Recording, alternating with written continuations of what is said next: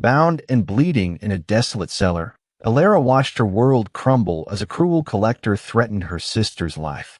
She believed her powerful protector had abandoned her. But when the steel door exploded inward, a furious mafia boss, fueled by obsessive love and pure rage, didn't just save her. He reclaimed what was fiercely his. Now trapped in his dangerous embrace, can she escape the darkness, or is she already lost to it? The scent of turpentine clung to Alara Vance like a second skin, a comforting, familiar shroud that masked the bitter tang of anxiety and stale coffee. Her small apartment, perched precariously on the fifth floor of a pre-war brownstone, was less a home and more a sanctuary for forgotten beauty. Canvases, some awaiting her delicate touch, others already reborn under her skilled hand, leaned against every available surface. Dust motes danced in a lone shaft of weak morning light that pierced the grimy window, illuminating the fine silver hairs of her sable brushes, the worn leather of her toolkit, and the precise, almost surgical neatness of her workspace amidst the chaos of her life. Alara traced the crack in an ancient porcelain figurine, her touch feather-light, reverent. This piece, a chipped cherub from a forgotten era, wasn't for the prestigious Viridian auction house where she worked, but a private commission, a desperate attempt to stave off the wolves at her door. Her fingers, stained with pigments of ochre and viridian, trembled imperceptibly. It wasn't just the painstaking nature of the work that caused the tremor. It was the gnawing, relentless hum of a clock ticking down to zero. A clock that had been chiming its ominous tune for nearly a decade, ever since her father's catastrophic fall from grace. Talent, her father used to say, his hands, once so vibrant and sure with a brush, now perpetually stained with guilt and cheap wine, is a curse when you can't protect it. Alara felt the truth of his words deep in her bones, a cold, sharp ache that no amount of meticulous restoration could mend. His scandal, a forged provenance, a desperate attempt to save his failing gallery, had ruined them. Ruined him. The debt had been gargantuan, a black hole that swallowed every penny Alara earned. She bore the weight of it, not just for him, but for Lily, her younger sister, who deserve a life untainted by their family's tarnished name. Lily, bright and hopeful, with a scholarship to an exclusive art school, a future Alara fiercely guarded. That future, Alara knew, was the only thing standing between her and utter despair. A sharp, jarring buzz from her phone shattered the fragile peace.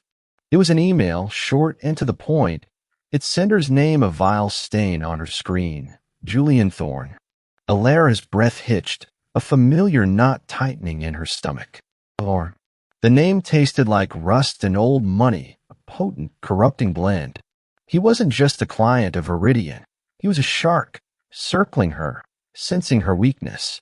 He held a significant portion of her father's debt, a debt he'd shrewdly acquired from other creditors, consolidating his power over her like a puppeteer over a marionette. Conference room B, 10 a.m. Don't be late. And bring the documentation for the Veronese sketch. The Veronese sketch. A tremor ran through Alara's entire body. She knew that sketch.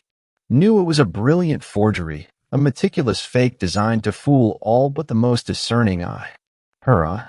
Thorne had been pressing her for weeks to authenticate it, to lend her respected, albeit struggling, name to his latest fraud. He wasn't merely asking, he was demanding, wielding the sword of her father's past, threatening to expose Lily's precarious position at school, to sever her scholarship, to drag her sister down into the same abyss of shame and financial ruin. The thought of Lily, her sparkling eyes and unwavering optimism, being touched by Thorne's ugliness was a physical blow. Alara squeezed her eyes shut, fighting back the wave of nausea. She was trapped. Every avenue for escape seemed to lead to another dead end, another insurmountable wall. She tried to reason with Thorne, to appeal to any sliver of humanity he might possess. It was like speaking to a polished stone. His replies had been cold, dismissive, laced with thinly veiled threats. "You have a choice, Alara," he purred during their last meeting, his voice like silk over broken glass. "Your integrity or your family's future. One will break, the other will soar. Which do you choose, little bird?" His gaze had lingered on her hands, those hands that restored beauty, as if imagining them clutching at air. She opened her eyes, staring at the chipped cherub, its innocent face mocking her turmoil. Integrity. The word felt hollow, echoing in the vast emptiness of her bank account, in the silent plea of Lily's unknown future. How could she protect her integrity when it meant sacrificing the one person she truly loved? The walk to Viridian felt heavier than usual, each step a leaden weight dragging her closer to the inevitable. The city woke around her, a cacophony of blaring horns and distant sirens, but Alara felt insulated in her own bubble of dread. The chill morning air, sharp and biting, did little to clear her head. She clutched her worn briefcase, the dossier for the Veronese sketch burning against her palm. Inside, her own notes, damning and precise, detailed every anachronism, every brushstroke that screamed fake. They were her silent rebellion, her last grasp at truth, but she knew they were useless against Thorn's iron will. As she stepped into the opulent lobby of Viridian Auction House, the polished marble floors gleamed under a cascade of crystal chandeliers. The air, usually redolent with the faint, sweet scent of antique wood and expensive cleaning agents, felt oppressive today, thick with unspoken expectations. The hushed reverence of the space, usually a source of quiet pride, now felt like a suffocating shroud. She was a fraud about to authenticate a fraud, a puppet on Thorn's gilded strings. She made her way to the restoration studio, her sanctuary. The large, airy room, filled with the scent of aged canvas and delicate solvents, usually calmed her. Today, it offered no solace. Her eyes fell on the grand, imposing Renaissance portrait waiting on the easel, the main attraction for the upcoming exclusive auction. It was a magnificent piece, rich in history, and it demanded her absolute focus. Perhaps, for a few hours, she could lose herself in its intricate details, forget the encroaching darkness, but as she reached for her brushes, her hand brushed against the dossier. Thorn's demand echoed in her mind. Her shoulders slumped. There was no escape. Not today. Not yet. She felt a profound weariness, a bone-deep exhaustion that went beyond lack of sleep. It was the weariness of fighting a losing battle, of sacrificing pieces of her soul to keep another alive. The pressure was a physical weight, pressing down on her chest, stealing her breath. She had to do it. For Lily, with a heavy sigh, Alara laid out her tools, her movements precise, automatic. She had to focus, had to find a way to numb herself to the betrayal that was about to unfold. Maybe, just maybe, if she could authenticate the forgery, if she could satisfy Thorn, she would buy herself a little more time, a little more breathing room. But a part of her, the small, desperate artist within, screamed in protest. How much more could she bend before she broke entirely? The morning stretched before her, a looming execution. She glanced at the Renaissance portrait again, its dark eyes seeming to gaze directly into her soul, silently judging.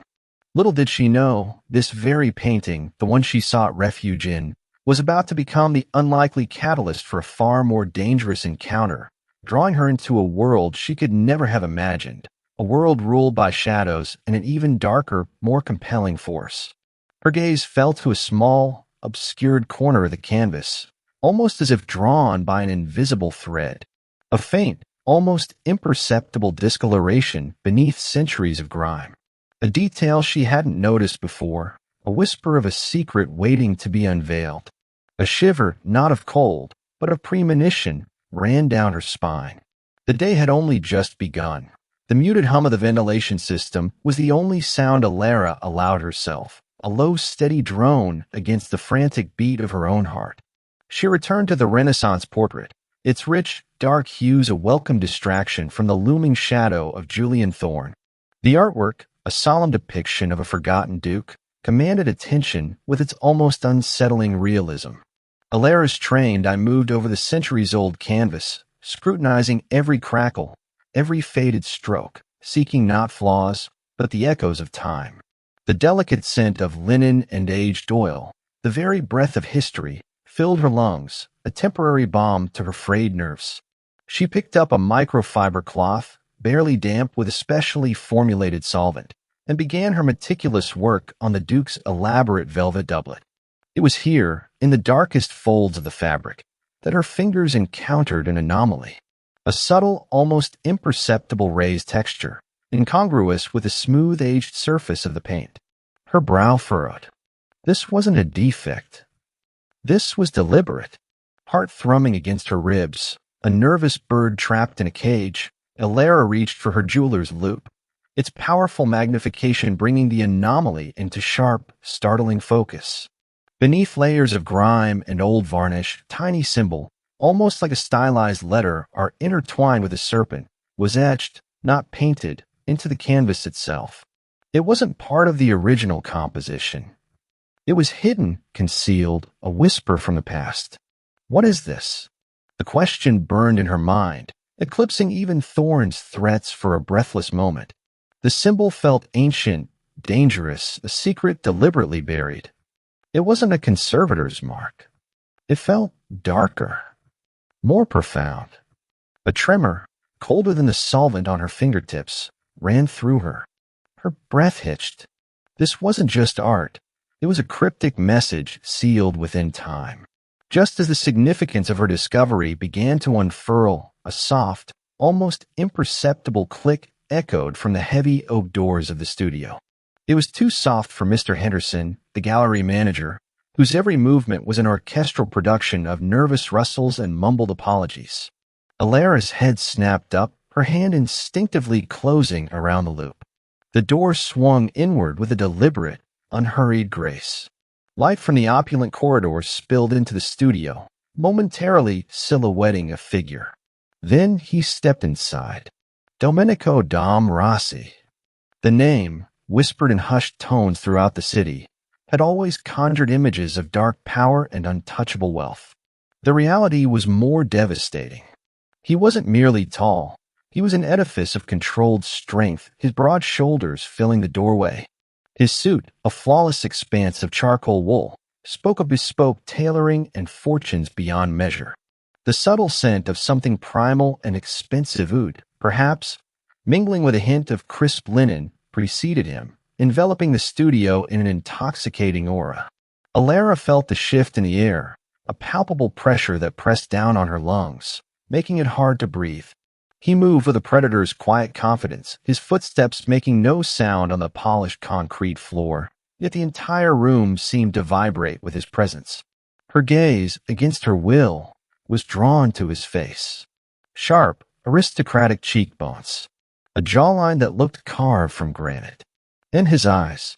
They were obsidian pools, deep and ancient, missing nothing. They swept over the studio, then settled on her, a chilling, all-encompassing gaze that stripped away her composure. Mr. Henderson, usually a flustered whirlwind of obsequiousness, practically materialized behind Dom, his face a pale mask of barely contained anxiety. "Mr. Rossi, sir. Thank you for making time." He wrung his hands, his gaze darting nervously between Dom and Alara. Miss Vance was just completing her work on the portrait. Dom's eyes, dark and assessing, didn't leave Alara's.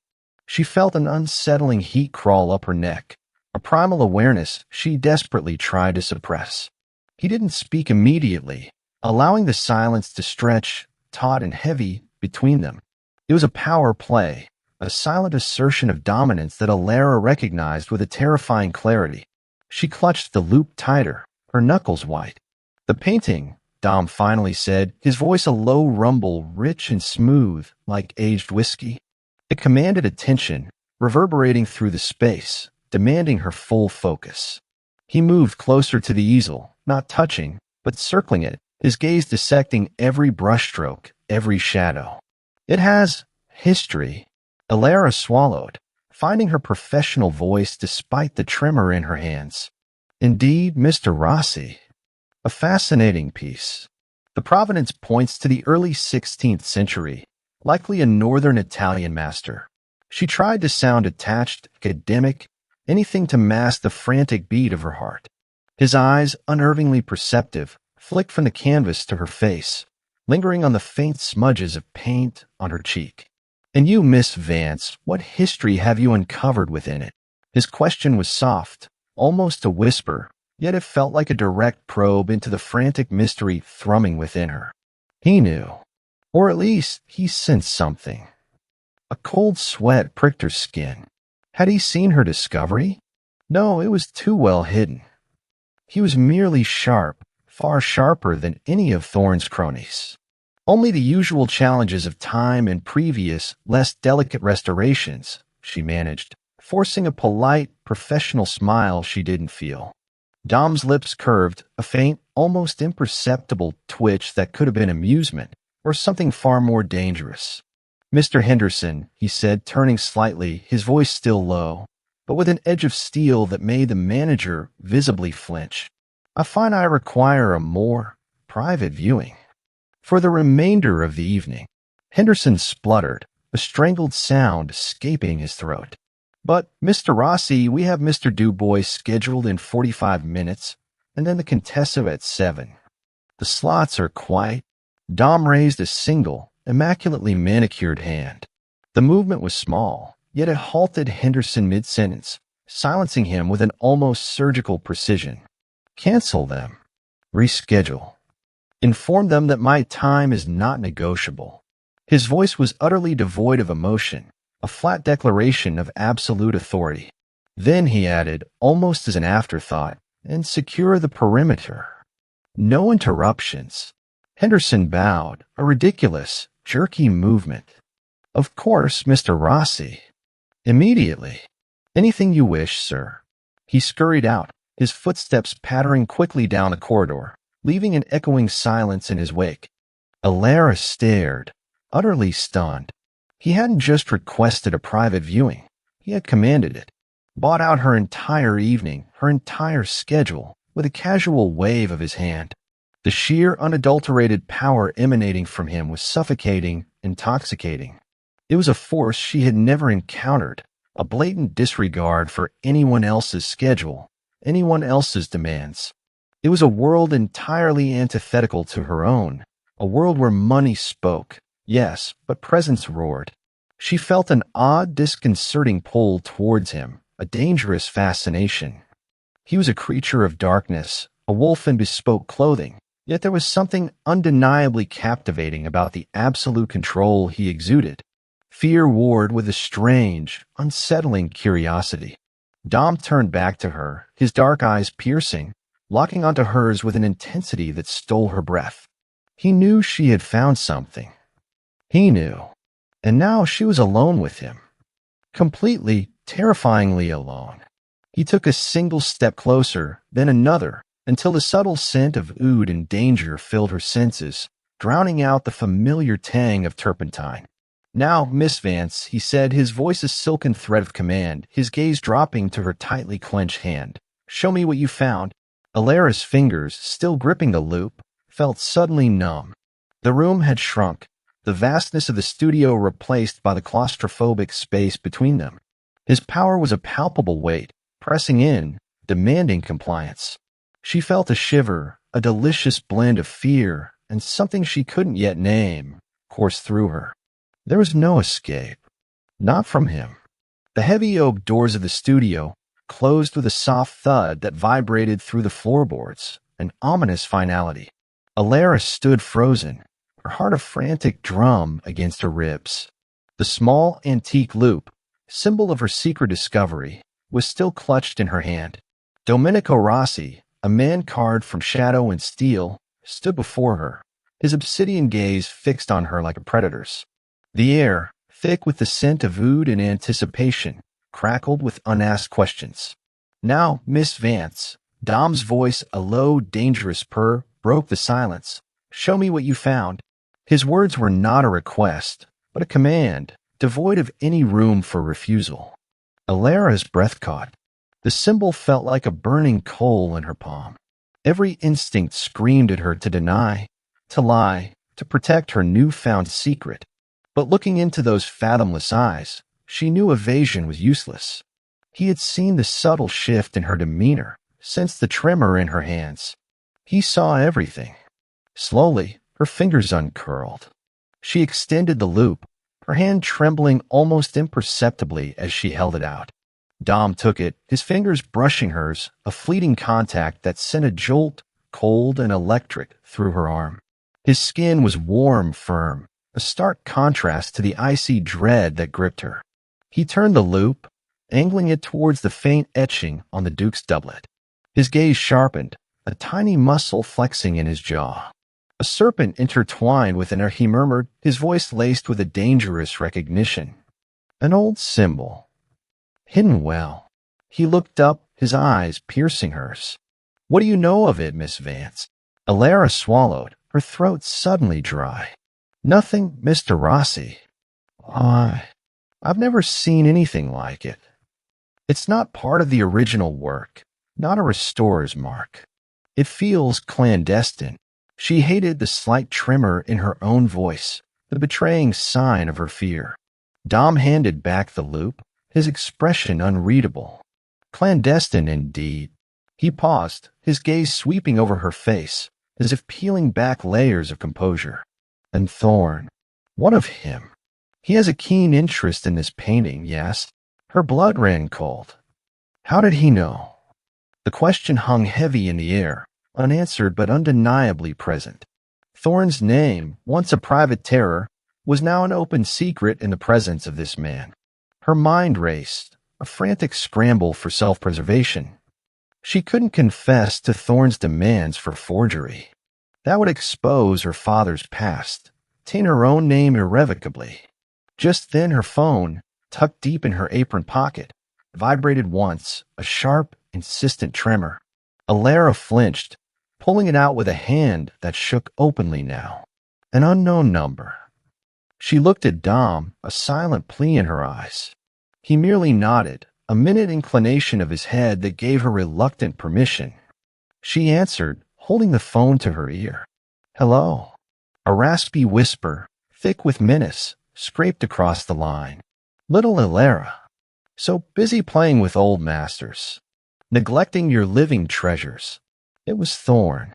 The blood drained from Alara's face. She knew that voice, knew the chilling implication. What do you want? She forced out, her voice barely a whisper. Just a reminder of what's at stake. Your sister, Lily. So bright, so fragile. It would be a shame if her scholarship disappeared. Or worse, a shame if she had to discover the truth about her esteemed father's legacy, wouldn't it? Perhaps a little accident on her way home from campus? Think about it, Alara. The Veronese sketch. My terms. By morning. The line went dead with a soft click that sounded like a gunshot in a silent studio. Alara's hand fell, the phone clattering against her leg. Her eyes, wide with fresh terror, fixed on Dom Lily. He was targeting Lily. The protective instinct, fierce and primal, flared within her, hotter than any fear for herself. This wasn't about her reputation anymore. This was about her sister's life. Dom watched her, his expression impassive, yet Alara felt the weight of his scrutiny, the deep, penetrating assessment. He had heard enough to know. Thorn, he stated, not a question. Alara nodded, tears stinging her eyes. He threatened Lily. The words tore from her throat, raw and desperate. He wants me to authenticate a forgery. The Veronese sketch. He'll ruin her, ruin everything if I don't. The terror was suffocating. Alara had tried. Oh, how she had tried. Just yesterday, she discreetly approached a junior attorney she knew, a hopeful young man fresh out of law school. She'd hinted at Thorn's illicit dealings, hoping to find an ally, a loophole. But the attorney, pale and shaken, had cut her off mid-sentence, his eyes darting around the empty cafe. Miss Vance, he'd stammer, I can't get involved. Mr. Thorn's reach, it's too vast. I suggest you comply. Even the law, it seemed, bent to Thorn's will. She was utterly alone. No one would help her. She was sinking. He will not touch her, Dom said, his voice now a low growl, an unexpected current of possessive fury rippling beneath the calm surface. The shift was startling, an almost animalistic declaration. Alara stared at him, bewildered. But how? He has leverage. He has my father's debt. My name. He knows everything. She felt the walls closing in, the suffocating pressure of an inevitable doom. Dom took another step closer, his presence utterly dominant. He reached out, his long, elegant fingers brushing a stray strand of hair from her face. The touch was feather-light, yet it seared her skin, sending a confused shiver through her. He knows only what you allow him to know, Alara. He holds nothing over me. His eyes, dark and intense, held hers. This symbol you found. It speaks of a history Thorn is desperate to acquire, a lineage of power, not merely art. He paused, letting the weight of his words settle. I know of Thorn's dealings, his forgeries, his methods of persuasion. He seeks to build an empire of stolen legitimacy. And you, his gaze roamed over her face, possessive and unwavering, are a crucial component of his next acquisition. Alara felt a strange, unsettling blend of fear and a dangerous, nascent hope. He knew. He truly knew. But what could he do? He was a mysterious, powerful man, rumored to be on the wrong side of the law. Dom leaned in slightly, his voice dropping to a seductive, almost intimate murmur. I'm offering you a choice, Alara. Continue to fight a battle you cannot win, bleed for a ghost of a past that will only consume you, or step into my world. Her breath hitched. Your world. The words tasted like danger and salvation. A world where Thorn's threats are meaningless. Where your sister is untouchable. Where your talent can truly flourish, free from coercion. He gestured vaguely around the studio. I have a vast private collection. Pieces needing the most skilled hand. I require a personal conservator. Someone discerning. Someone with integrity. His eyes glinted, a dark, knowing spark. You will have your own studio, unparalleled resources, and a salary that would make Thorn's paltry offers seem like pocket change. Alara stared at him, her mind reeling. It was a deal. Trap. A gilded cage, perhaps, but one that promised safety for Lily. Her artistic soul recoiled from the implication of being owned, of being bound to this dangerous man. But the image of Lily's terrified face, the threat of Thorn's ruthless power, eclipsed everything else. What would I have to do? She whispered, her voice barely audible. Dom's lips curved into a faint, predatory smile, a flash of white in the dim light. You will restore my art, authenticate my acquisitions, and you will be under my protection. Completely. Absolutely. No one, he emphasized the word, his voice dropping to a chilling whisper, no one will touch what is mine. The implication hung in the air. She would be his. Not a slave, perhaps, but certainly not free. Her vulnerability had shifted, but had it truly disappeared?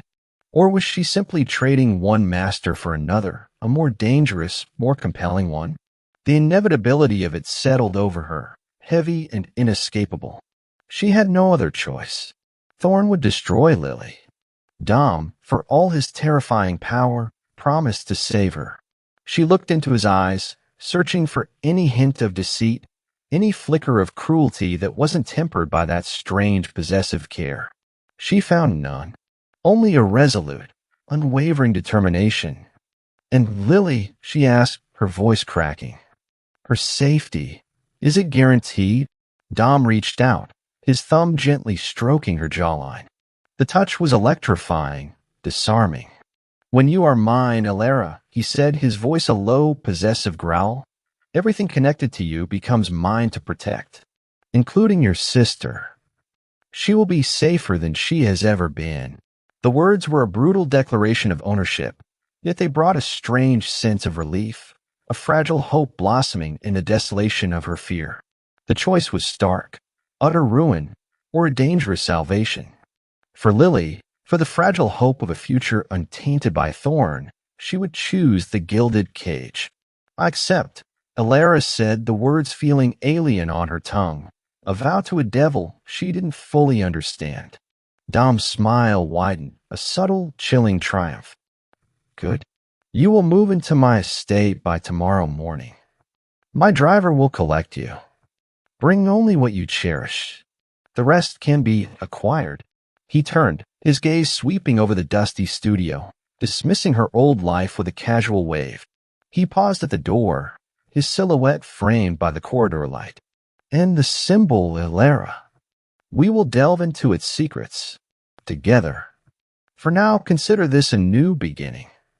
A very protected beginning, with a final piercing look that promised both absolute control and unwavering defense. He was gone, leaving Ilera alone in the silent studio, the scent of oud still lingering, the ghostly echo of his possessive words ringing in her ears. She had made her choice. Her old life, her old fears were behind her. Now she was entering his world. A world of dangerous promises and even more dangerous protection. The cage was indeed gilded, but she had no doubt it was still a cage, and the bars were made of steel and the possessive will of Domenico Rossi. This UV, a sleek obsidian beast that seemed to swallow the morning light, glided through the city streets with an almost eerie silence. Ilera clutched her worn leather satchel, its familiar weight a meager comfort against the overwhelming strangeness of her new reality. Her small apartment, her sanctuary of turpentine and forgotten beauty, was now a distant memory, a fading whisper of a life irrevocably altered. Dom's driver, a silent, imposing man whose eyes missed nothing, had collected her precisely at dawn. She had packed little, only her most precious brushes, a few cherished art books, and a worn photograph of Lily, her smile a beacon against the encroaching darkness. The journey was a blur of increasingly opulent neighborhoods, winding roads lined with ancient trees, until the SUV turned sharply, passing through towering, wrought iron gates that hissed shut with a definitive thud. Ilera gasped softly. Before her stretched an estate that defied description. Not merely a house, but a fortress of dark stone and gleaming glass, nestled amidst acres of manicured gardens that seemed to unfurl towards the horizon. Statues, ancient and stark, stood sentinel amidst meticulously pruned hedges, and a vast, shimmering lake reflected the bruised morning sky.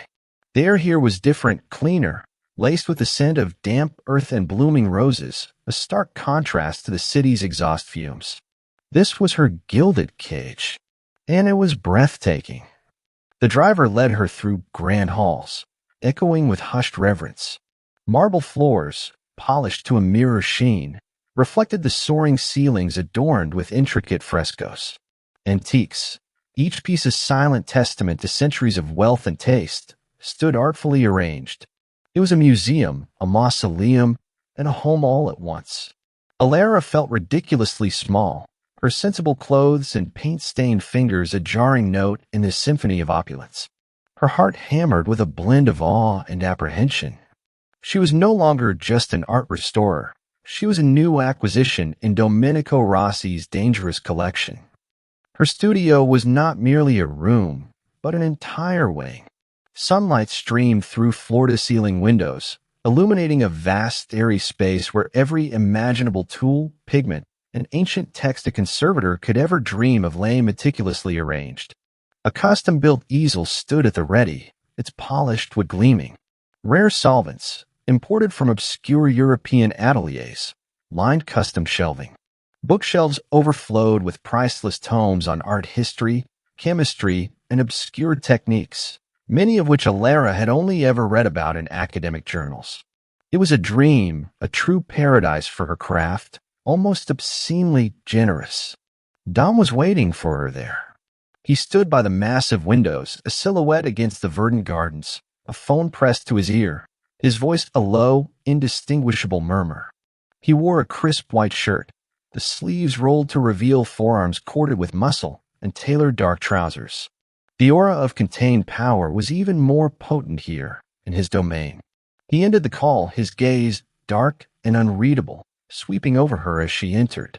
"Welcome, Ilera," he said, his voice a low, resonant rumble that seemed to vibrate through the very air. "I trust your accommodations are to your liking." Ilera felt a familiar flush creep up her neck. "They are extraordinary, Mr. Rossi. Beyond anything I could have imagined." She gestured vaguely at the opulent studio. "This is a dream." His lips curved into that faint, dangerous smile that never quite reached his eyes. Only the best for my assets.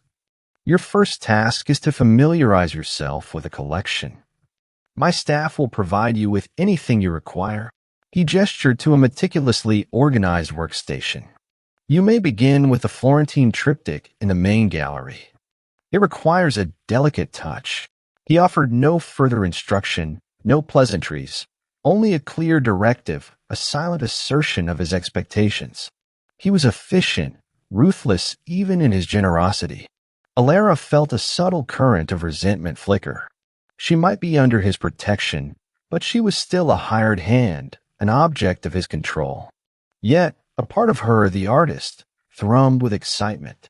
To work with such pieces, with such resources, it was a privilege she'd never dared to dream of. Days melted into a quiet rhythm.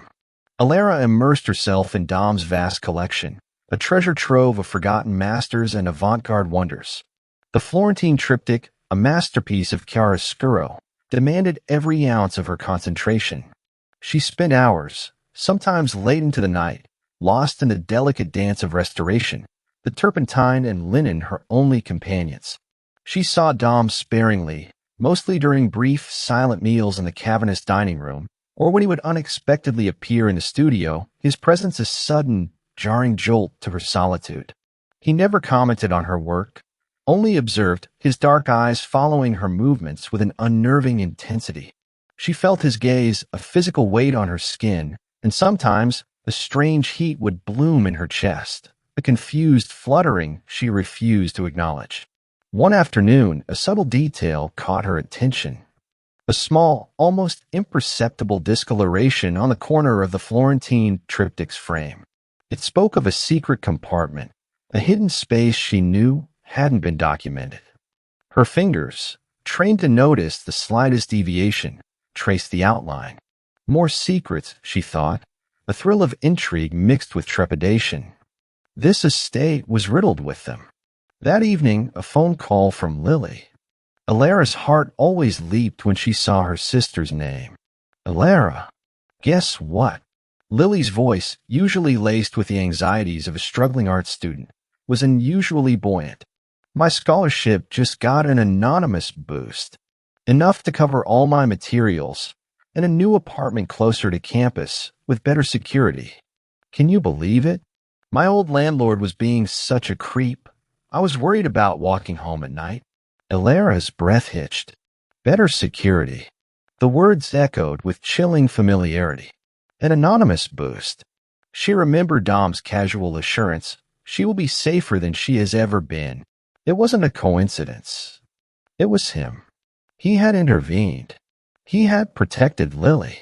A wave of profound relief, so potent it almost brought her to her knees, washed over her, followed quickly by a confusing surge of gratitude and a deeper, unsettling realization of Dom's pervasive reach.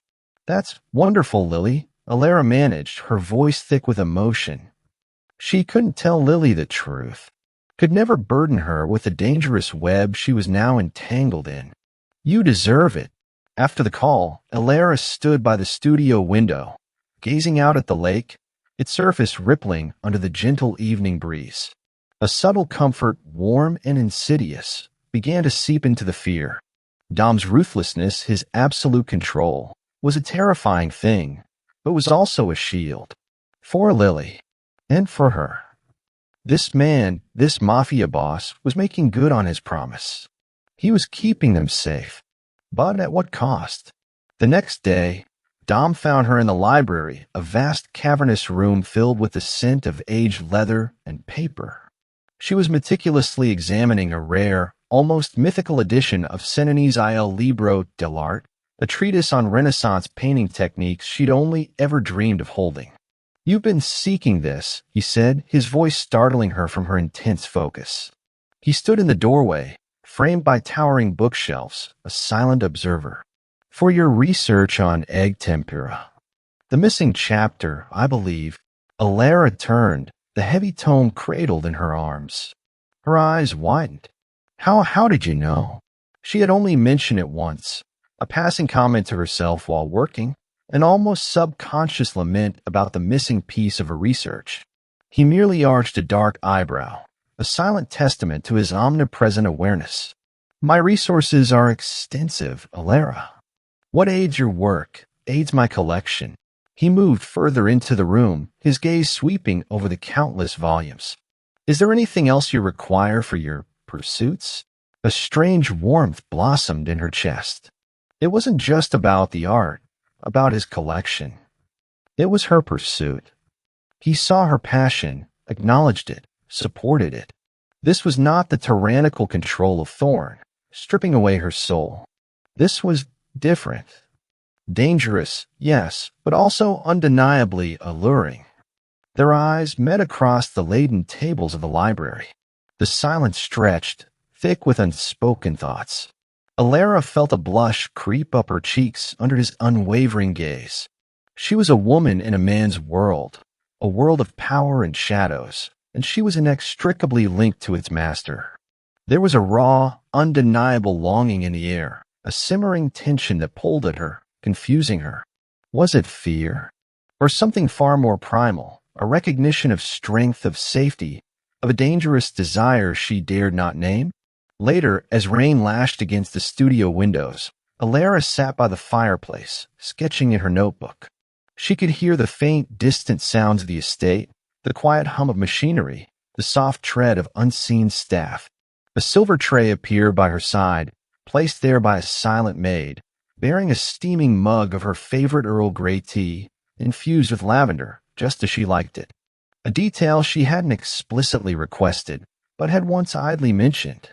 The subtle comfort, the unspoken understanding, was a potent brew. It chipped away at her fear, replacing it with a growing, unsettling attraction.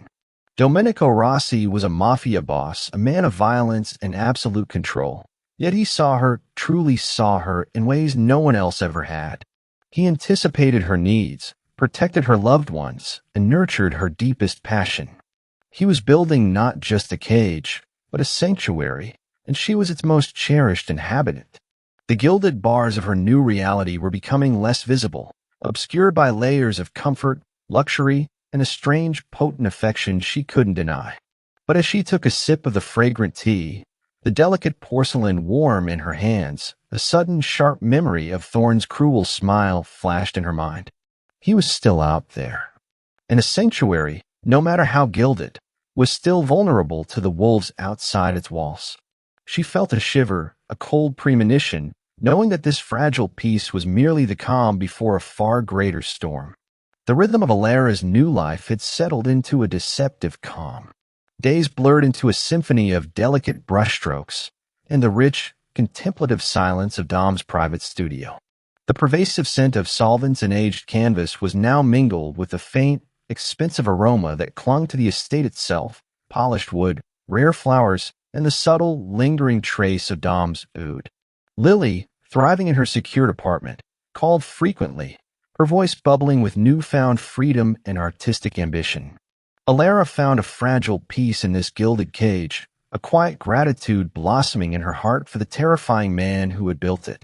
She was meticulously cleaning the intricate details of a Baroque tapestry, its vibrant threads whispering tales of forgotten grandeur, when the outside world finally shattered her fragile serenity. A quiet knock on the studio door. Not Dom's, which was always a silent intrusion, but softer, deferential. It was Mrs. Albright, the impeccably dressed, perpetually serene head of household staff, holding a tablet. "Miss Vance, a delivery for you." A rather unusual one, I'm afraid. Her tone was carefully neutral, but Alara caught the subtle flicker of concern in her usually placid eyes. Alara took the tablet. It was a link to an obscure online art forum, a digital cesspool of gossip and rumor in the art world.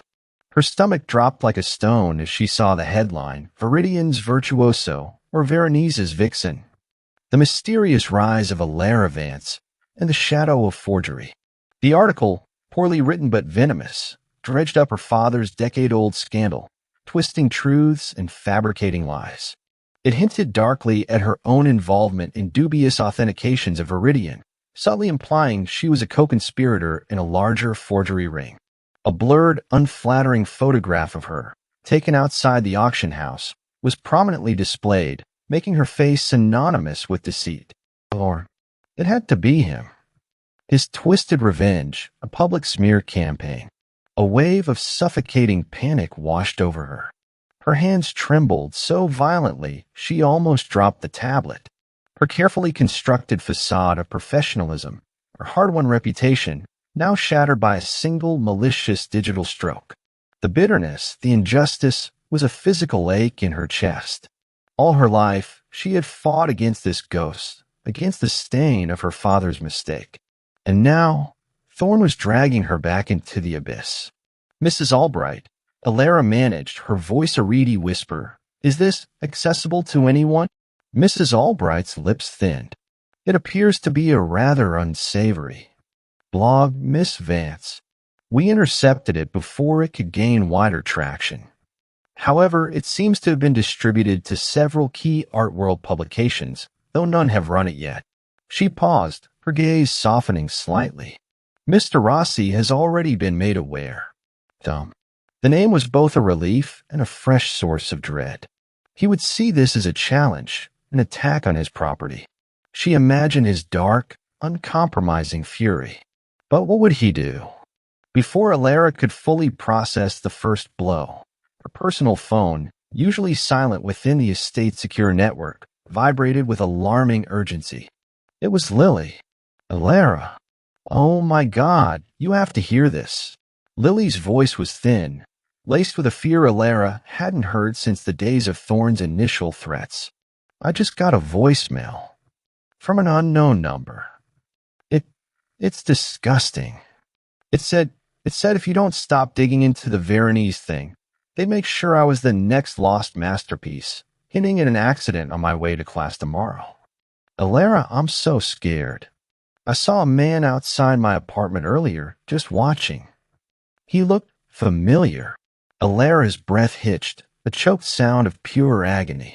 Thorne wasn't just targeting her reputation. He was still targeting Lily. The article, the direct threat, he was escalating. Her carefully built sense of security imploded. Her old instincts resurfaced, sharp and desperate. She had to protect Lily.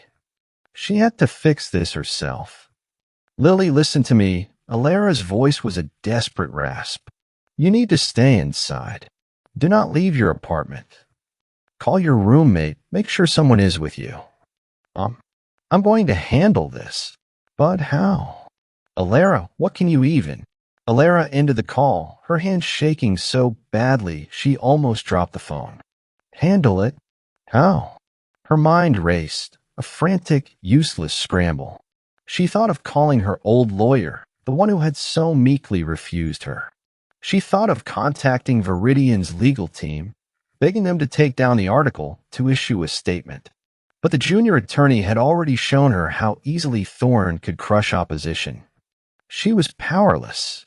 Completely, utterly powerless against his insidious reach. The air in the opulent studio felt thin, suffocating. She felt like that chipped cherub, fragile and broken. Her vision blurred with unshed tears, tears of frustration, fear, and profound weariness. She was tired of fighting, tired of being trapped, tired of the relentless pressure. This was exactly what Dom had promised to prevent. But he was a mafia boss. His methods were beyond her comprehension. She feared the darkness he wielded, feared what he might unleash. Yet, the image of Lily's frightened face burned in her mind. She needed help. No. With a surge of desperate resolve, Alara stood. Her movements were stiff, her muscles screaming with tension. She had to find Dom. Her pride war with her instinct for survival, but Lily's safety outweighed everything else. She wasn't a fragile flower. She was a woman who had survived, and she would fight for her sister, even if it meant embracing the very darkness she feared. She found Dom in his private study, a cavernous room paneled in rich, dark wood, smelling of old books and expensive cigars. He was seated at a massive desk of polished obsidian, a laptop open before him, its screen glowing with what looked like complex financial data. The room, usually a testament to silent power, seemed to hum with an almost palpable tension. He looked up as she entered, his dark eyes, sharp and intelligent, immediately assessing her disheveled state, her tear-streaked face. He didn't need words. He knew. Thorn, Alara choked out, her voice raw. He sent an article. Fabricated lies. And he threatened Lily. A voicemail. Someone was watching her apartment. The words tumbled out, breathless, desperate, laden with the terror she had been holding back. Dom's jaw tightened, a subtle, almost imperceptible clench that spoke volumes. His gaze, usually so controlled, hardened, a dangerous, cold fire burning deep within their depths. He closed the laptop with a soft click, the sound echoing like a gunshot in the silent room. "I am aware of the article," he said, his voice low, deceptively calm, a dangerous tremor underlying each word. "It has been noted." He paused, his eyes narrowing slightly. "And the threat to your sister." "Tell me precisely what he said." Alara recounted Lily's terrified message, her voice trembling. Dom listened, his expression unchanging, a mask of impenetrable calm. But Alara felt the subtle shift in the atmosphere, the tightening of the invisible reins of power. This was not a man who tolerated threats to what he considered his. When she finished, he remained silent for a long moment, his gaze fixed on some unseen point beyond her, as if contemplating a complex chess move. Then he reached for a discreet burner phone on his desk, its sleek, dark form almost disappearing into the polished obsidian. He didn't dial. He merely pressed a single button. "Consigliere," he said, his voice flat, devoid of emotion, yet radiating an undeniable authority. "The Thorn matter has escalated. He has overstepped. Remove the digital noise. Ensure the girl's immediate vicinity is secured. And send a message, a very precise message, to Julian Thorn, through his own network. Make it clear that what is mine is not for casual sport. Make it unforgettable." He ended the call, the silence that followed even heavier than before. He didn't look at Alara immediately. Instead, his gaze swept over the ornate desk, a subtle intensity in his eyes. He had acted. Swiftly, decisively, without question or hesitation. Within the hour, Alara's phone pinged with a notification. An automated alert from Google. No new mentions of Alaravance or Viridian forgery found online. She searched the obscure art forum. The article was gone. Not just taken down, but utterly scrubbed from existence, as if it had never been. She tried a broader search, looking for any trace of the insidious blog. Nothing. It had vanished, swallowed whole by the digital void. The efficiency was chilling. Then a text from Lily. "The man outside is gone. And Mom just called. She said some very official-sounding people showed up at my campus and installed extra security cameras around my apartment building, specifically mentioning my name. Said it was a priority safety upgrade. It's crazy. Everything feels safe again. Thank you, Alara." Alara stared at the phone, a strange, overwhelming cocktail of emotion swirling within her. Relief, so profound it left her weak need, mingled with a disturbing sense of Dom's power wasn't just financial. It was absolute, pervasive, reaching into every corner of the city, manipulating events with an unseen hand. He hadn't unleashed overt violence, not yet, but the silent, brutal efficiency of his warning was far more terrifying. He had simply made Thorn's attacks disappear. She looked at Dom, who was now calmly examining a vintage fountain pen, his expression unreadable. He had done this. All of it. For her. For Lily. The possessive undertones of his protection were undeniable, wrapped in an almost chilling declaration. "She is mine, and you will not touch what is mine." A shiver, not of fear, but of a dangerous, magnetic pull, ran down her spine. He was a force of nature, a terrifying guardian, and she was utterly, inextricably bound to him. But somewhere, in the dark corners of the city, Thorn, wounded and humiliated, will be plotting his next move. And Alara knew, deep in her gut, that the whisper of Dom's power was merely the opening salvo in a war far larger and more brutal than she could ever comprehend. The calm, she realized, was only an illusion, a fragile moment before the real storm began to gather. The quiet hum of the estate had returned, but beneath its luxurious veneer, Alara felt an underlying tremor. Thorn's thwarted attack, though swiftly dealt with by Dom's unseen hand, had left an unsettling residue. The ease with which Dom had erased the digital smear and tightened security around Lily was both a reassurance and a chilling reminder of the vast, shadowy power he commanded.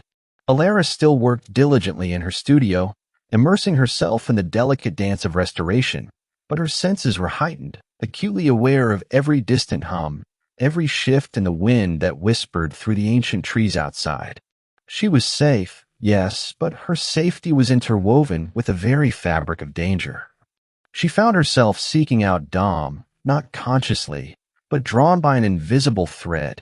Their encounters, once brief and professional, began to linger. He would appear in the studio, no longer just to observe her work, but sometimes to simply be there. He'd sit in a shadowed armchair, a book unread in his hand, his gaze a steady, comforting weight as she worked. Silence would stretch between them, no longer awkward, but a shared space of unspoken understanding. In those moments, Alara felt a strange intimacy, a dangerous connection blooming in the heart of her gilded cage. One evening, a violent storm erupted over the estate, turning the immaculate gardens into a swirling chaos of wind and rain.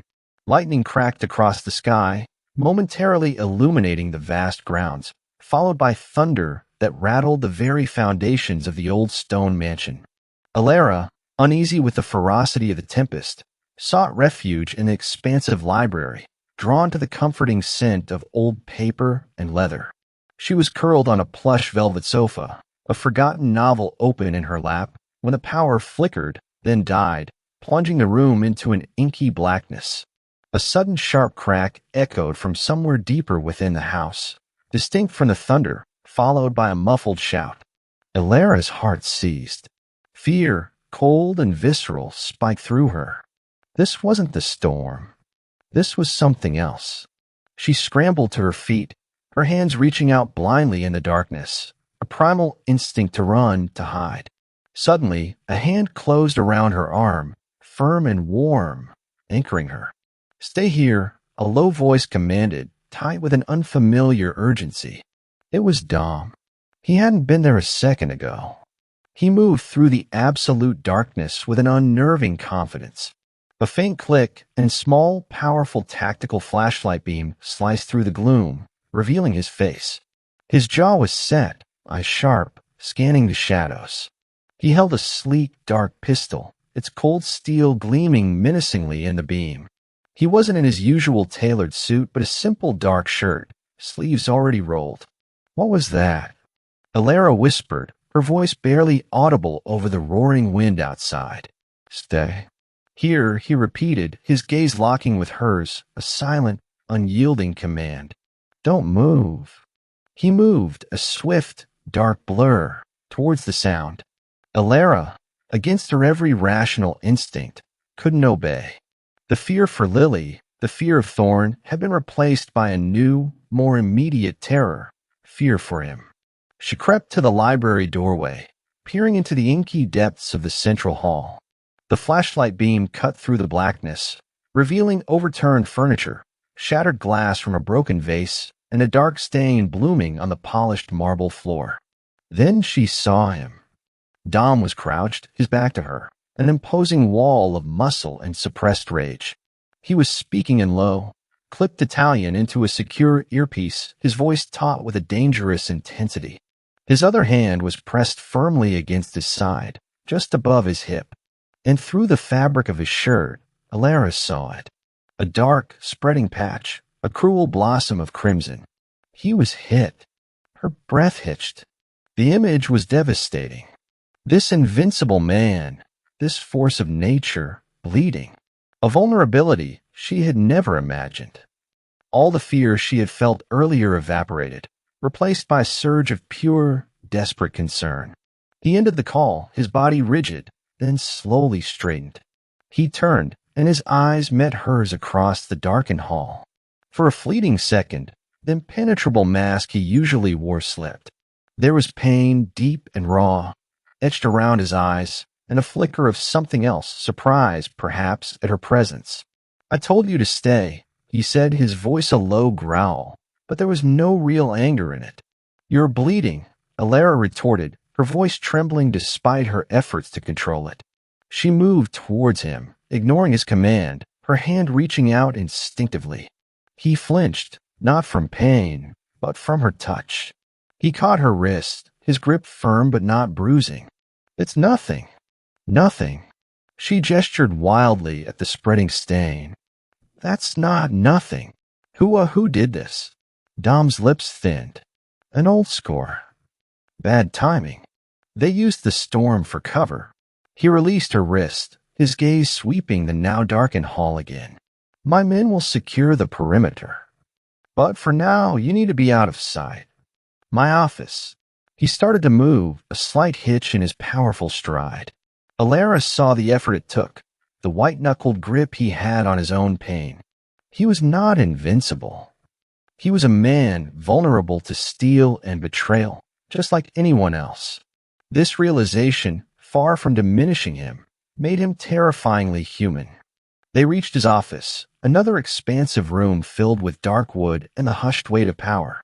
He sank into a high-backed leather chair, his body rigid, his breath coming in short, controlled gasps. The flashlight, set on his desk, cast long, dancing shadows, making his chiseled features stark and almost feral. "There's a first aid kit in the bottom drawer," he ordered, his voice tight. "To your right." Alara fumbled, her fingers clumsy in the dim light, finally pulling out a well-stocked kit. She moved around him, her heart pounding, and gently, hesitantly, began to unbutton his shirt. The fabric, slick with blood, pulled at her fingers. She felt the warmth of his skin, the tautness of his muscles. He sat utterly still, allowing her to tend to him, a rare surrender that filled her with strange, potent sense of intimacy. As she peeled back the shirt, the wound revealed itself, a clean, deep gash bleeding steadily. It looked painful, devastating. "This needs stitches," she whispered, her conservator's hands, usually so steady with delicate art, now shaking with an unfamiliar urgency as she applied antiseptic. He grunted, a short, sharp intake of breath. "Later. Just clean it." Pressure. Alara pressed a sterile gauze pad firmly against the wound, her fingers brushing the hard planes of his abdomen. She felt his body tense under her touch, a barely perceptible tremor. The silence stretched, broken only by the persistent drumming of rain against the windows and the ragged edge of Dom's breathing. "Why do you do this?" Alara asked, her voice barely a whisper, a question tearing from her. "This life, the constant danger, the enemies." He exhaled slowly, a long, controlled breath. "It is my inheritance, my burden." His voice was rough, uncharacteristically raw. "My father built this empire. I was born into it. There is no escape, only control." He looked up, his dark eyes, softened by pain, meeting hers. "Just as you were born into yours, with your father's debt. His legacy, the unexpected empathy, the shared burden of inherited pasts, hit Alara with a force that stole her breath. He understood. He truly understood the chains that bound her. "My father, he just wanted to create beauty," Alara confessed, her voice thick with old pain. "He made a mistake. Desperate one. And it ruined everything. Desperation is a dangerous master," Dom murmured, his gaze distant, as if lost in his own past. "It makes men do unthinkable things. My father, he also sought to build, to protect. But in this world, protection often requires sacrifice and blood." He paused, then looked at her, a profound weariness in his eyes. "I inherited his kingdom, but also his enemies, and the scars that come with wielding this kind of power." He was revealing something of himself, a crack in his impenetrable armor, a glimpse into the hidden depths of his soul. Alara felt a surge of empathy, so strong it almost overwhelmed her. This man, who seemed to fear nothing, carried a heavy, unseen burden. He was not just a ruthless mafia boss. He was a man shaped by duty, by inheritance, by an endless war. "You protect what is yours," Alara said, the words a quiet acknowledgement, an acceptance of his dangerous truth. "I understand that." A faint, almost imperceptible smile touched his lips, a rare, breathtaking sight. "And you, Alara," he said, his voice softer now, laced with a dangerous intimacy, "are mine to protect." The possessiveness, usually so chilling, now felt like a warm, protective cloak. It was a terrifying, exhilarating realization. She leaned in closer, her face inches from his, the scent of his blood, his oud, and his raw masculinity filling her senses. The rain continued to lash outside, but in this room, in the flickering beam of the flashlight, a different storm was brewing. A storm of undeniable longing, a burgeoning trust, and a dangerous, potent attraction that transcended fear. Their eyes locked, a silent vow passing between them. The sound of heavy footsteps outside the office broke the spell.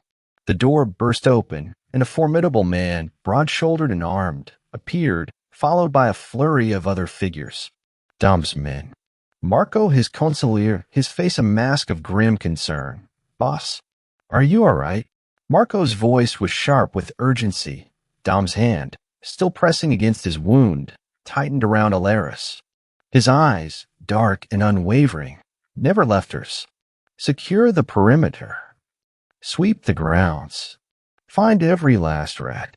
And send for the doctor. My private one. Now." He squeezed Alara's hand, a silent, possessive promise, before turning his gaze, cold and lethal, to Marco. "We have work to do."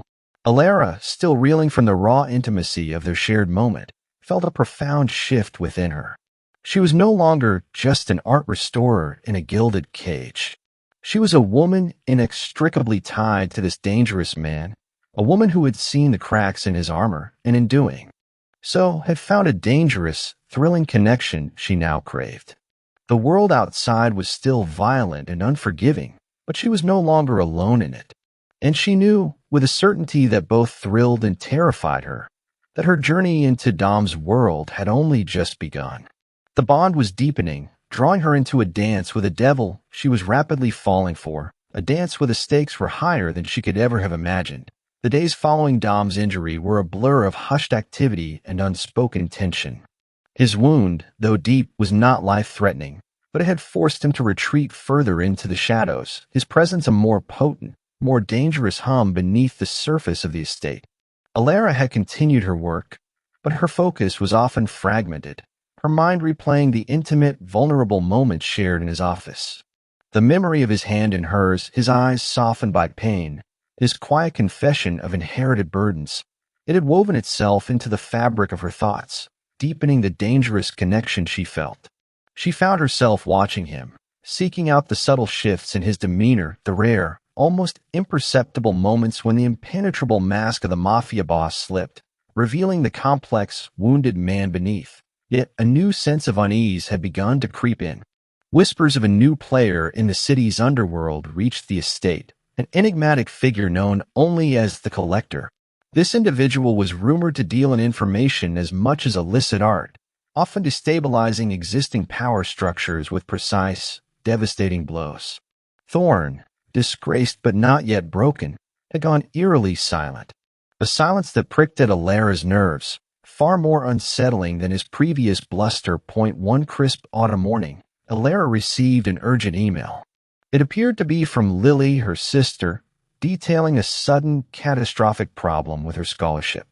The email described a fraudulent document, a technicality, that threatened to revoke her funding immediately, forcing her to return home. There was a meeting scheduled that afternoon at a downtown university administrative office, requiring Alara's presence to clarify the misunderstanding. The email's tone was frantic, desperate, exactly as Lily would sound. Panic, cold and sharp, seized Alara. Her sister's future. The very reason she had accepted Dom's gilded cage. This couldn't be happening. She tried calling Lily, but the calls went straight to voicemail. She tried messaging, but received no reply. Her heart hammered against her ribs, a frantic bird.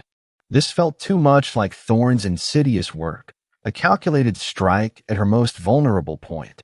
She rushed to Dom's study, the email clutched in her trembling hand. He was on a conference call, his voice a low, authoritative murmur in Italian. She hesitated at the doorway, seeing Marco, Dom's stoic consigliere, standing vigil. Mr. Rossi, Ilara began, her voice strained with urgency. I just received an email from Lily. Her scholarship, there's a problem. A meeting this afternoon. I have to go. Dom held up a hand, silencing her. His eyes, sharp and assessing, glanced at the email, then at her panicked face. He finished his call, his gaze remaining fixed on her. What is it? He asked, his voice calm, but with an underlying tension Ilara couldn't decipher. Ilara explained, her words tumbling out in a rush, emphasizing the urgency and Lily's desperation. I need to go, Dom.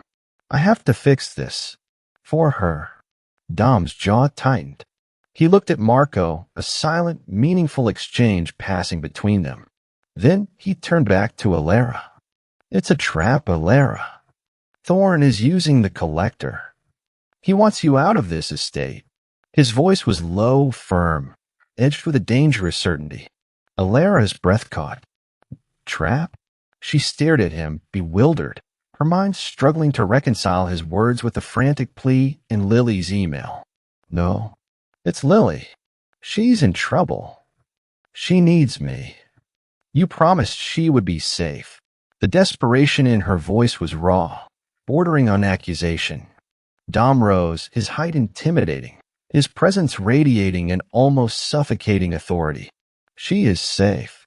My men are monitoring her constantly. I just spoke to her this morning. Her scholarship is secure.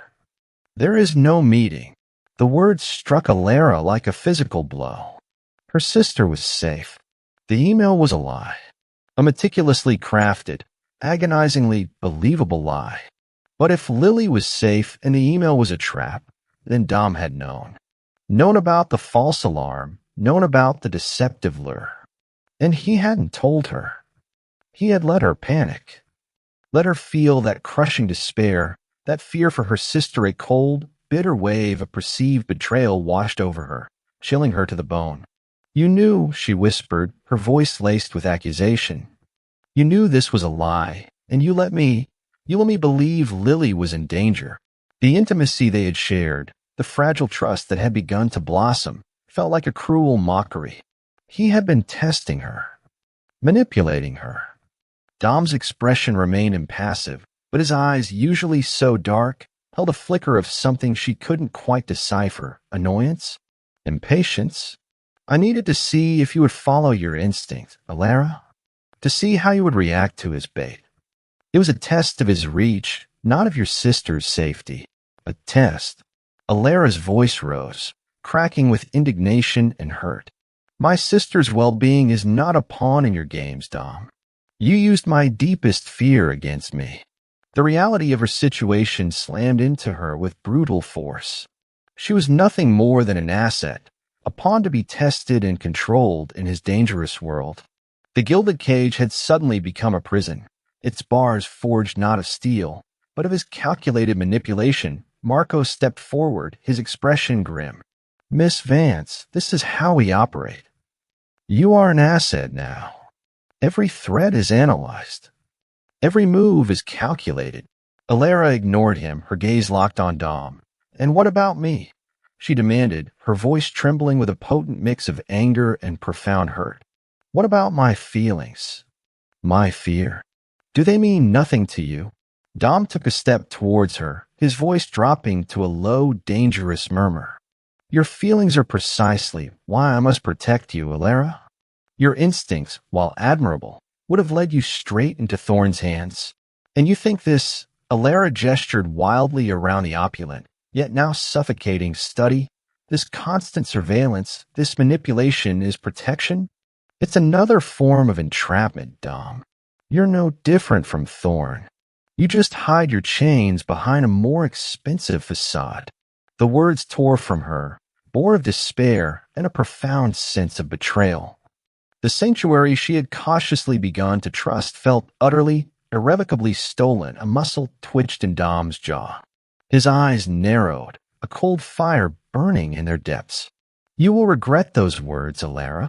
His voice was a low growl, laced with a terrifying warning. You misunderstand my intentions. Do I? Alara retorted, her voice shaking but resolute. Or do I finally understand exactly what I am to you? An object? Prize? Another piece in your collection to be guarded, to be controlled. I am not a person to you, Dom. I'm just yours. The word tasted like ash bitter and demeaning. Profound silence descended upon the room, heavy and suffocating. Dom's gaze, usually so controlled, flashed with something akin to wounded pride, or perhaps a dangerous fury. Alara met his eyes, defiant despite the crushing loneliness that began to seep into her. She had alienated her protector, accused him of the very thing he fought against. She was alone again, truly alone. Just then, a shrill, piercing alarm began to blare throughout the estate. A high-pitched, insistent shriek that cut through the tense silence, shattering the illusion of safety. Red lights flashed intermittently in the corridors, casting an ominous glow. Marco's head snapped up, his hand instantly on the pistol tucked beneath his jacket. Boss, he barked, his voice sharp with alarm. Perimeter breach. Multiple points of entry. This isn't a small crew. It's a full-scale assault. Dom's eyes, still locked on Alara, widened fractionally. The anger, the wounded pride, vanished, replaced by cold, calculating resolve. Thorn, he growled, the name a curse. He's working with the collector. This is their grand play. He looked at Alara, a desperate urgency in his gaze. They knew I would be distracted. They knew I would be focused on you. Alara felt a fresh wave of terror, far more immediate than the sting of betrayal. The estate, her supposed sanctuary, was under attack, and she had just pushed away the one man who could protect her. The bitter irony of it was almost unbearable. Alara, Dom said, his voice now a low, urgent command. Go to the secure vault. North wing, under the library. No, I'll send a man for you. But before he could finish, a loud crash echoed from the main hall, followed by shouts and the unmistakable crackle of gunfire. The attack was upon them. The estate, once a symbol of impenetrable power, was being breached. Alara stared at Dom, her mind reeling. The betrayal still stung, raw wound. But the danger was real, visceral, tearing through the false calm. She was utterly vulnerable, caught between a powerful enemy and a protector she had just alienated. She was alone, more alone than she had ever been. The gilded cage was dissolving, revealing the harsh, brutal reality of Dom's world, a world she was not equipped to navigate. She felt the crushing weight of her own foolish pride, her desperate accusations. Dom, she whispered, her voice thick with a sudden, overwhelming regret. But he was already moving, grabbing a weapon, his face a mask of cold, deadly determination. Marco, secure Alara.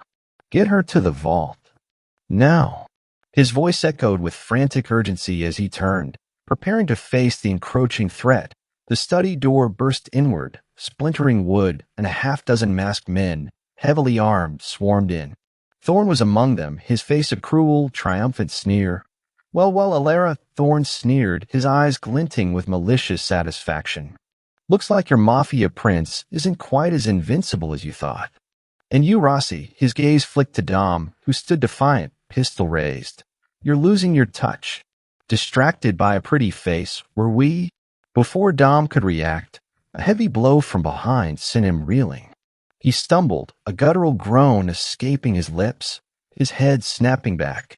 Another masked figure, larger and more menacing, stepped into view, a dark, imposing silhouette that Alara recognized with a fresh wave of terror, the collector. He moved with a chilling efficiency, a calculated menace. Take the girl, Thorn commanded, his eyes fixed on Alara, a triumphant glint in their depths. She's the real prize. Two masked figures lunged for Alara. She screamed, a primal sound of pure terror, struggling against their rough hands. She looked at Dom, seeing him falling, blood blooming on his pristine white shirt again. He was losing. He couldn't save her. Her heart shattered, not just from fear, but from the crushing confirmation of her deepest terror. She was utterly, completely helpless. And Dom, the man who had promised to protect her, was powerless to stop it. The gilded cage had been breached, her sanctuary stolen, and she was plunged back into the abyss, more vulnerable and more alone than she had ever been. A crushing, overwhelming loneliness descended upon her, knowing that the man she had allowed herself to trust, to even desire, was now broken, and she was once again merely a pawn. The blackness consumed her as a rough hand clapped over her mouth, silencing her screams. The taste of dust and shattered plaster filled Dom's mouth as he hit the polished marble floor. The blow from the collector had been precise, devastating, aimed at the same weakened side where he'd taken the bullet just days ago. His vision swam, a kaleidoscope of flashing red alarms and the blurred shapes of masked men. But even as darkness threatened to consume him, one image burned with searing clarity: Alara, her scream tearing through the opulent hall, her terrified eyes locking with his before she was swallowed by the shadows. Mine. The word echoed in the depths of his mind, a desperate, primal roar, rage, cold and absolute, ripped through Dom, a force more potent than any pain. He pushed himself up, a guttural growl escaping his throat. Blood trickled from a fresh cut above his temple, mingling with the old wound's ache. Marco, he bellowed, his voice raw, laced with a terrifying fury that made the remaining masked figures hesitate. Marco, a whirlwind of controlled violence, had just dispatched two of Thorn's thugs. His eyes, usually so impassive, were wide with alarm. "Boss, you're hit. Find her," Dom roared, cutting him off, every muscle in his body screaming for retribution. Every last man, every resource. Tear this city apart. I want her back. Now. His voice dropped to a chilling whisper that promised utter annihilation. And bring me Thorn. Alive. For now. The estate, once a haven of hushed luxury, transformed into a war zone. Dom, despite his injuries, became a living storm. He ignored the protests of his men, the warnings from his private doctor who tried to sedate him. He moved with a brutal, relentless efficiency, his mind a labyrinth of cold calculations. Surveillance feeds from every corner of the city, hacked into with chilling speed, flickered across massive screens in his war room. Phones rang incessantly, his network, vast and terrifying, mobilized with a singular, desperate purpose. No expense was spared, no boundary respected. The city was his to command, and he would bleed it dry until Alara was found. Meanwhile, Alara's world was a blur of terror and crushing despair. She was dragged through dark, echoing corridors, the rough hands of her captors biting into her arms. The metallic scent of blood, perhaps Dom's, perhaps her own, clung to the air.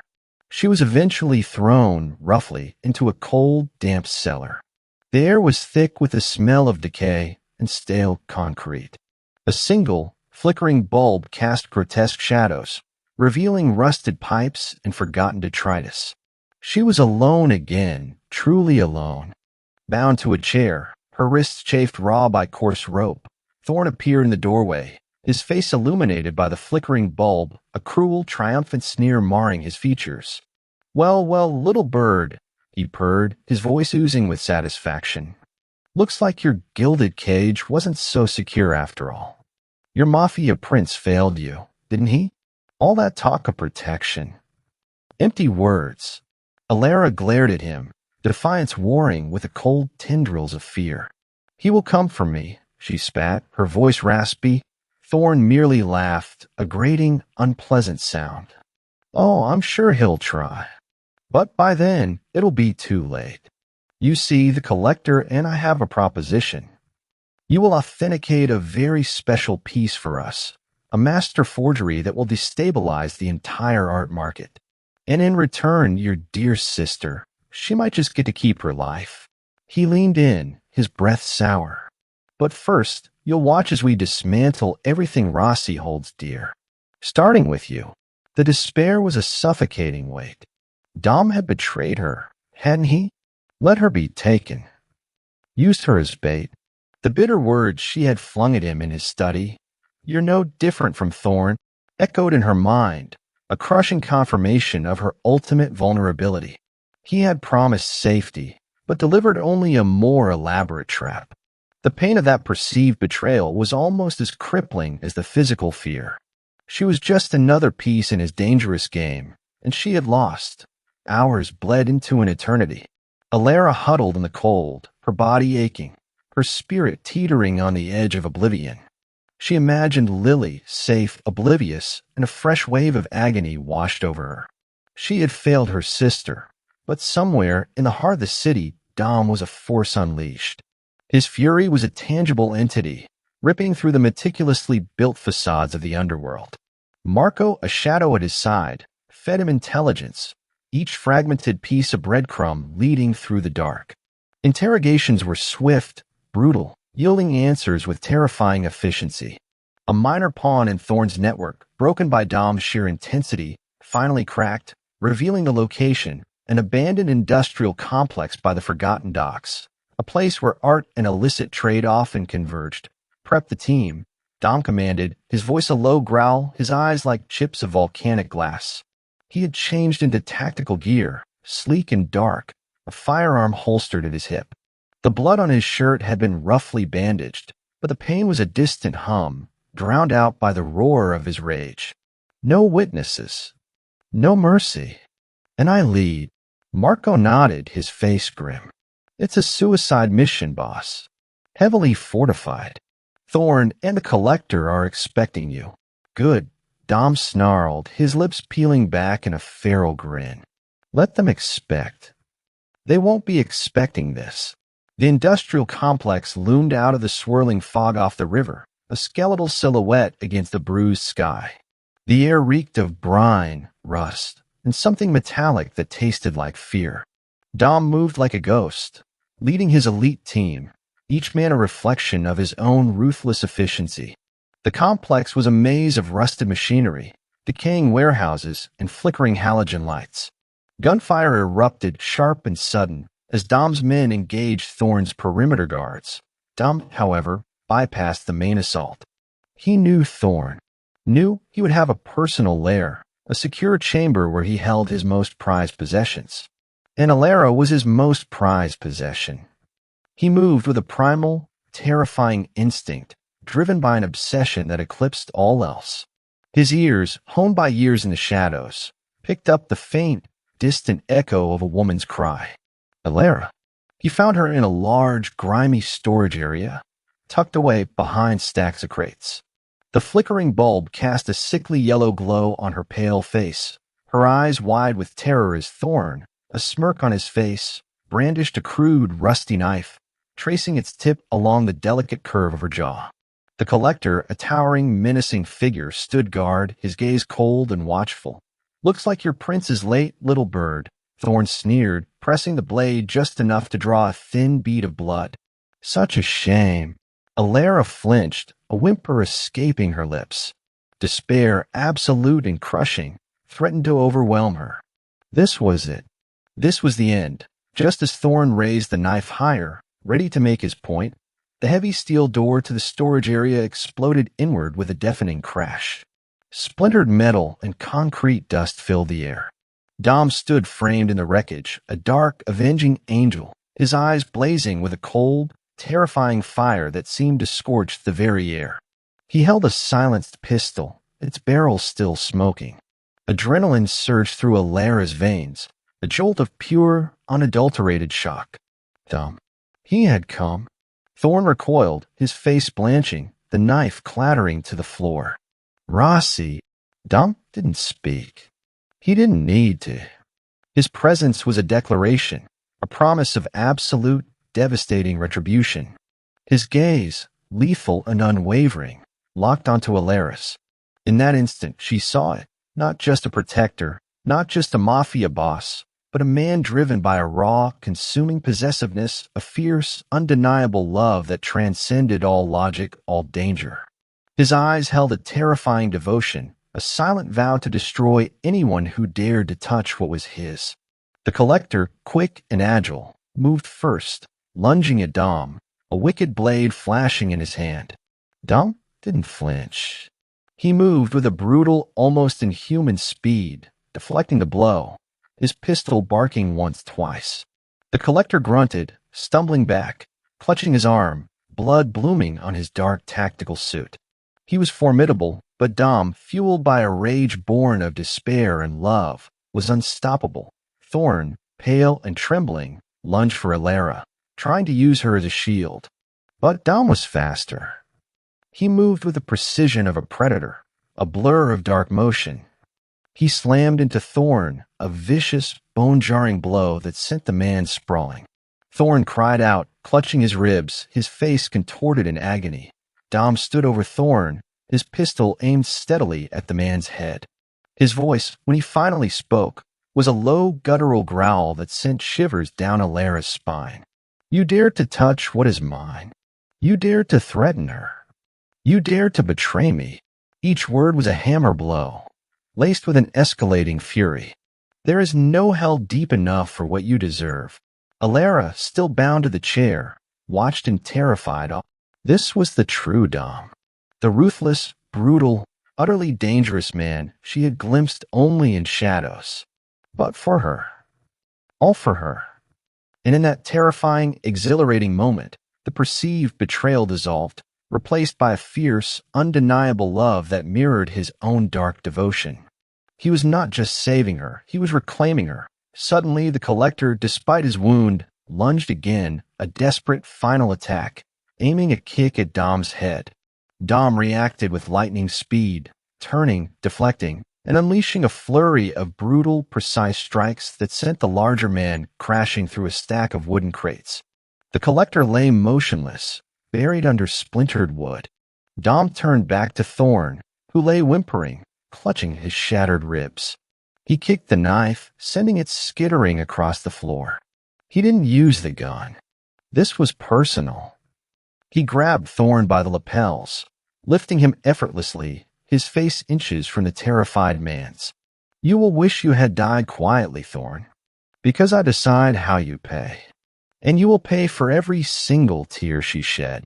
He threw Thorn against a metal pillar, the sickening clang echoing through the warehouse.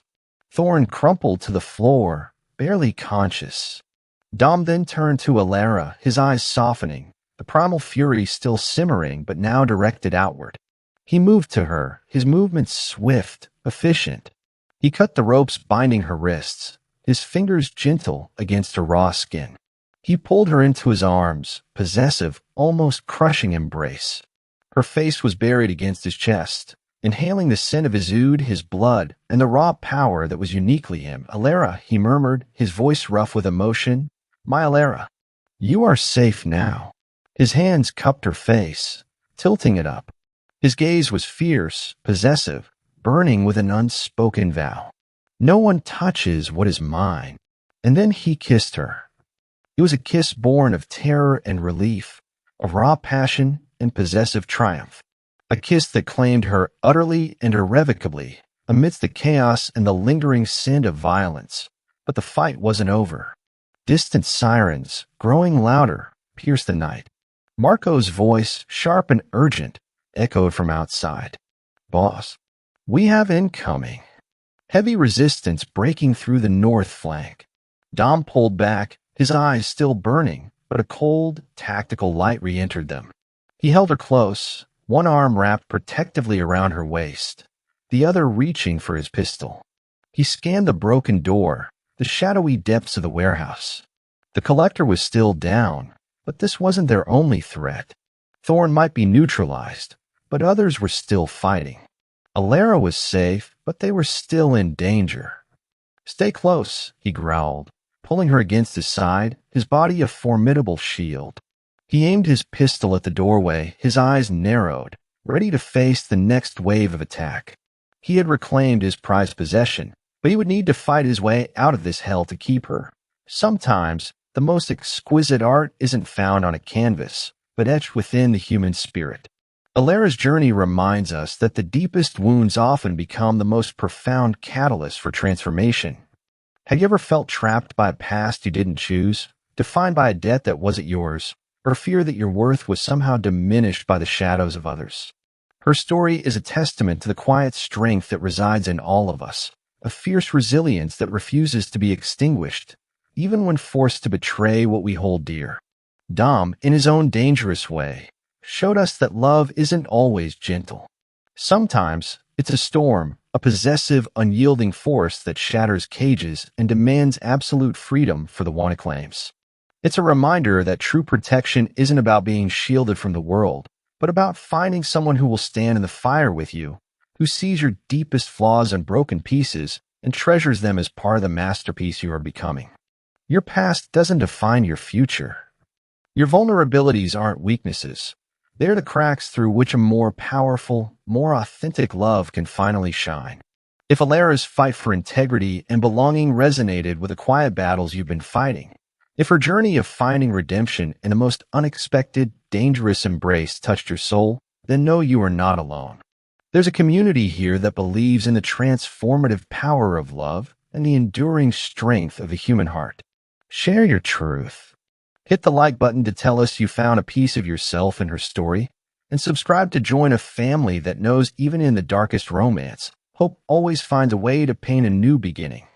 Let's keep exploring these fierce, healing tales together.